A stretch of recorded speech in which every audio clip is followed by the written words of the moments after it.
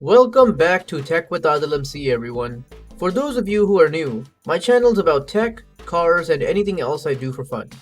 In today's video, I'll be reviewing and doing the first time setup for the Kingroon KP3S Pro V2. Alright, let's open the packaging and remove all the contents. I accidentally opened the box from the bottom, but it just means everything comes out the wrong way, so not a big deal.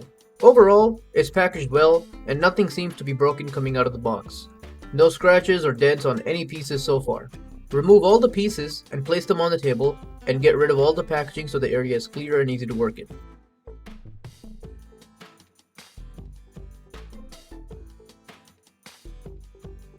So the first thing you're going to do is attach the Z and X axis to the body by sliding the aluminum extrusion in the hole and screw the two screws in from the back. Don't fully tighten them because you still have to attach the two screws on the bottom. So now flip it over and screw in the two screws for the bottom to hold the Z-axis aluminum extrusion in place. This took about 15 minutes to do so because the holes were not properly lined up and I had to play with the rear screws I put on in the previous step to get it kind of aligned. I ended up screwing one of the screws in crossed and had to retap the hole to fix it as well. Honestly, very poor quality over here, but I got it done. Time to put in the Z-axis threaded rod which moves the extruder up and down. Start the screw from the top and slowly go through the Z-axis screw block until it's at the bottom in the collar. Then use the provided Allen keys to tighten the collar down. Next, put on the 3D printer screen. It's just two clips that hold it and it just clicks in. But before that, attach the wire harness to the back of the screen and then click it into place.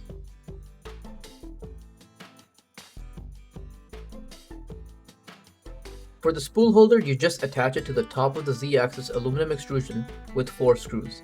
The Z-axis threaded rod also goes through it into a bearing. Here is a better view of everything I've put together so far.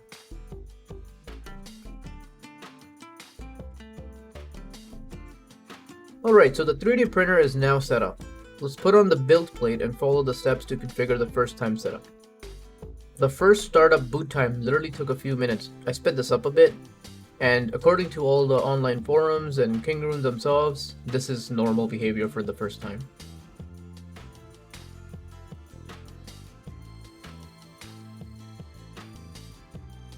I started the auto bed leveling from the 3D printer and you guys can see how it does that. Once all the points are recorded, you have to adjust the Z-axis offset. I usually just use a piece of paper and when it just feels tight, that's where I stop. On this printer, you can adjust this from the printer settings in increments of plus or minus 1 mm, 0.1 mm, or 0.01 mm as shown.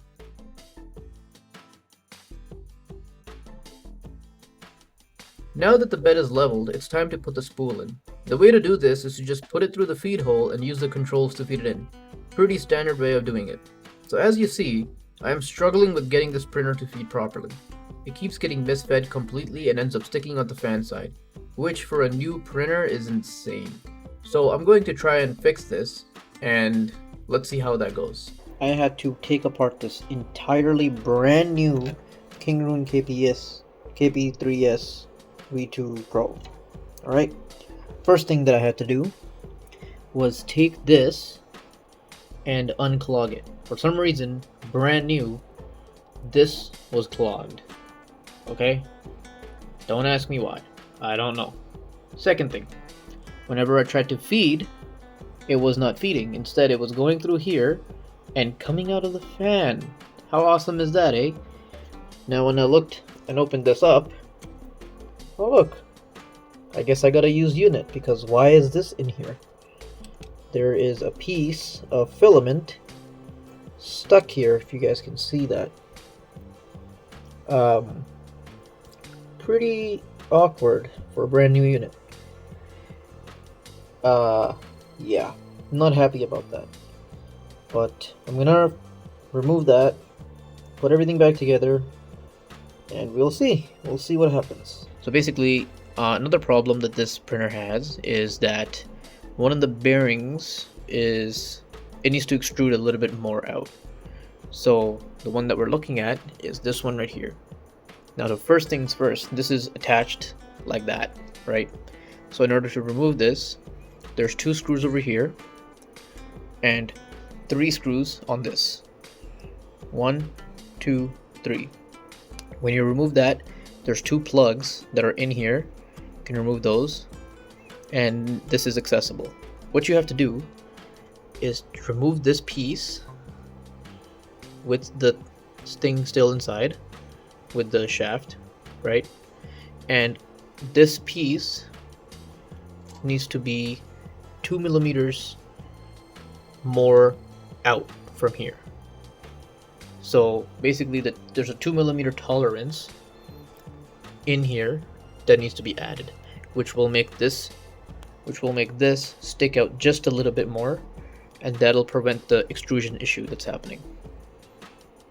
But at this point, with this being brand new and having all these issues, I was not confident in using this as my sole 3D printer anymore, so I asked for a refund and ended up returning this unit. Maybe I just got a bad unit, and maybe in practice, this 3D printer is amazing, but I never got to use it because it did not work out of the box. So my recommendation would be to not buy this 3D printer. That being said, the regular Kingroon KP3S that I had was an absolute beast for the money. That's the end of the video, everyone. Don't forget to like and subscribe to stay up to date with the latest content.